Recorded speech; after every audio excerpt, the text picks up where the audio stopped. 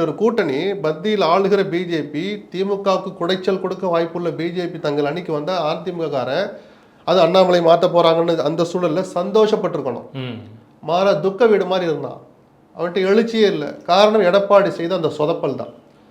இன்னும் ஒரு தலைமை பண்பை இன்னும் கொஞ்சம் காமிச்சா அதை நல்லா கொண்டாடுற மாதிரியான ஒரு சூழலை ஏற்படுத்தியிருக்கணும். எந்த நேரத்தில் அதை எடுத்திருக்கேன். அமித்ஷா பார்த்துட்டு வந்த பிறகு ஆமாம் பார்த்தேன், அரசியல் தான் பேசினேன், நாங்கள் மட்டும் சும்மா இருப்போமா? நாங்கள் யாரோட அணி அமைக்கணுங்கிறத திமுக முடிவு பண்ணக்கூடாது, பத்திரிகையாளர்கள் முடிவு பண்ணக்கூடாது அப்படின்னு அன்னைக்கு டெல்லி மண்ணில இருந்து எடப்பாடி சொல்லியிருந்தாருன்னா இன்னைக்கு இவ்வளவு குழப்பங்களுக்கு வழிவகுத்திருக்காரு. இன்னைக்கு பேசுற பேச்சு நாங்கள் யாரு கூட கூட்டணி கொஞ்சம் கொஞ்சமா தொண்டர்களையும் தயார்படுத்திருக்கலாம், மக்களுக்கும் நான் என்ன பண்ண போறேங்கிற பாதையை காமிச்சிருக்கலாம். பெரிய ரகசியம் ஒன்றும் கிடையாது. அமித்ஷா பார்த்து வந்து அரசியல் இல்லாம என்ன பேசணும், சாதாரண அரசியல் தெரிஞ்சவனு தெரியாதா? ஒரு ஏதோ அப்படியே ராஜதந்திரமா நடந்துக்கிறார் நினைச்சு கடைசியில் அவரே சொதப்பிக்கிட்டார்.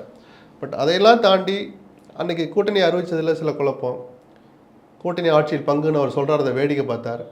சொன்ன பிறகு தமிழ்லையும் இங்கிலீஷ்லையும் ஹிந்திலையும் எல்லாரும் பேசிக்கிட்டு இருக்கிறாங்க. 4 நாளாக சும்மா இருந்துவிட்டு 5ஆவது நாள் வச்சு அப்போ கூட நான் சொல்லலைன்னு சொல்லலை, அமித்ஷா அப்படி சொல்லவில்லைன்னு தான் சொல்கிறாரு. இன்னும் கொஞ்சம் ஸ்ட்ராங்கான என்ன சொல்லியிருக்கணும், நான் அமைக்க போகிற அரசில் வேறு எந்த கட்சிக்கும் இடமில்லை, தனித்து தான் ஆட்சி அமைப்பேன், கூட்டணி கட்சியின் உதவியோடு நான் தனித்து ஆட்சி அமைப்போம் அப்படின்னு 2 சென்டென்ஸை சொல்லாமல் அமித்ஷா அப்படி சொல்லலை, அமித்ஷா சொல்கிறத நீங்கள் தப்பாக புரிஞ்சுக்காதீங்க, சொல்லாததை நீங்கள் எடுத்துகிட்டு வராதிங்கன்னு அப்படியே தான் தள்ளி விடுறாரு தவிர என் கருத்து இதுன்னு கூட்டணிக்கு தலைமை தாங்கிற எடப்பாடி சொல்லியிருக்கணுமா கூடாதா?